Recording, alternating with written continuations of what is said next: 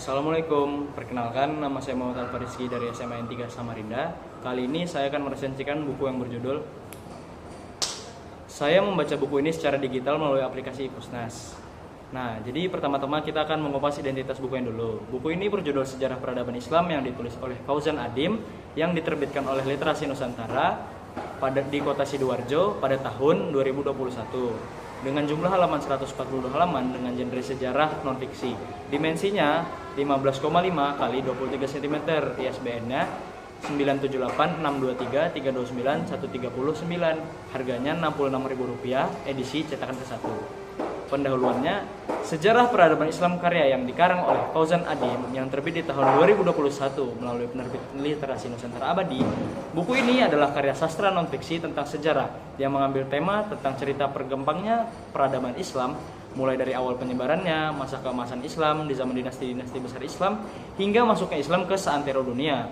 Buku ini akan membuat para pembaca merasa seperti sedang masuk ke dalam perjalanan yang penuh oleh ilmu pengetahuan, wawasan, dan informasi penting tentang sejarah Islam dari masa ke masa dan dari zaman ke zaman. Lalu untuk ringkasan dari buku ini menguraikan perjalanan panjang peradaban Islam dimulai dari masa Nabi Muhammad SAW, kepemimpinan Khulafaur Rasyidin, hingga lahirnya dinasti besar seperti Umayyah, Abbasiyah, Utsmani, Safawi, dan Mughal. Dalam masa keemasannya, peradaban Islam melahirkan kemajuan luar biasa dalam bidang ilmu pengetahuan, politik, ekonomi, dan budaya.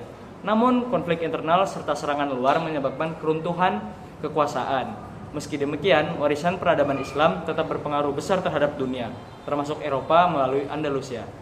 Lalu untuk analisis dari buku ini, Sejarah Peradaban Islam mengangkat tema sejarah yang cukup jauh untuk dibahas, sehingga membuat buku ini terkesan unik. Dalam buku ini, kita dapat mengetahui bagaimana cara Nabi dapat menyatukan suku yang terpecah belah dengan membuat sebuah perjanjian. Kita juga dapat mengetahui kondisi sosial dan politik Islam dulu yang membuat masyarakat pada zaman itu merasa aman karena mendapatkan perlindungan. Lalu, sejarah peradaban Islam juga menceritakan tentang kepemimpinan Khulafaur Rasyidin yang dimulai setelah wafatnya Nabi. Karya ini juga menjelaskan kepada pembaca tentang pesatnya perkembangan Islam pada masa pemerintahan dinasti Bani Umayyah dan dinasti Bani Abbasiyah, di mana peradaban Islam mampu menguasai hampir seluruh aspek kehidupan, seperti pengembangan ilmu pengetahuan dan sains, ekonomi, di bidang perdagangan, serta pemerintahannya. Tidak hanya mengulas masa keemasan tersebut, buku ini juga memaparkan periode kemunduran dinasti itu yang dipicu oleh berbagai faktor yang masing-masing dijabarkan secara terperinci dalam buku ini. Lalu, karya ini turut menggambarkan proses penyebaran Islam ke berbagai wilayah dunia, misalnya ke Spanyol, serta menyoroti pengaruh yang ditinggalkan oleh peradaban Islam setelah itu. Buku ini juga memberitahu tentang pengaruh peradaban Islam di wilayah tersebut. Untuk evaluasi dari buku ini, sejarah peradaban Islam ini bisa mengembangkan dan menyajikan tema perkembangan Islam dari masa ke masa dengan sangat baik. Buku ini menceritakan peristiwa secara kronologis yang memudahkan pembaca untuk memahami alur sejarah dan mengurangi kebingungan. Sejarah peradaban Islam juga menggunakan sumber-sumber yang akurat dan terpercaya untuk memasukkan beragam informasi dan fakta penting tentang hal yang terjadi di dalam sejarah Islam. Selain itu, sejarah peradaban Islam pun menggunakan bahasa yang ringan, ringkas, dan jelas, sehingga pembaca dapat lebih mudah untuk menyerap intisari dari apa yang disampaikan oleh pengarang di dalam buku ini. Namun sayangnya, sejarah dan informasi yang diberikan oleh buku ini dapat dikatakan kurang detail, dan dalam buku ini hanya memberikan sebatas informasi ringkas dan tidak terlalu menggalinya secara lebih dalam lagi. Mungkin karena terlalu banyak subbab yang membuat bagian pembahasan dan pemberian informasi untuk setiap topik menjadi terbatas.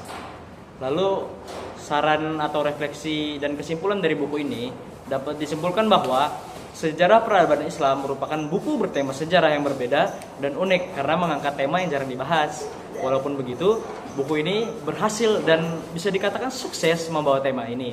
Buku ini membuat sejarah yang bagi beberapa orang kesannya itu membosankan dan bertele-tele menjadi sejarah yang ringkas dan langsung ke intinya, sehingga pembaca tidak merasa bosan.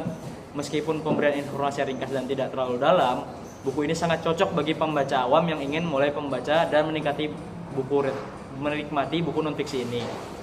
Lalu sumber referensinya itu ada Adim Fauzan 2021, Sejarah Peradaban Islam, Literasi Nusantara Abadi. Salam literasi. Sekian dari saya.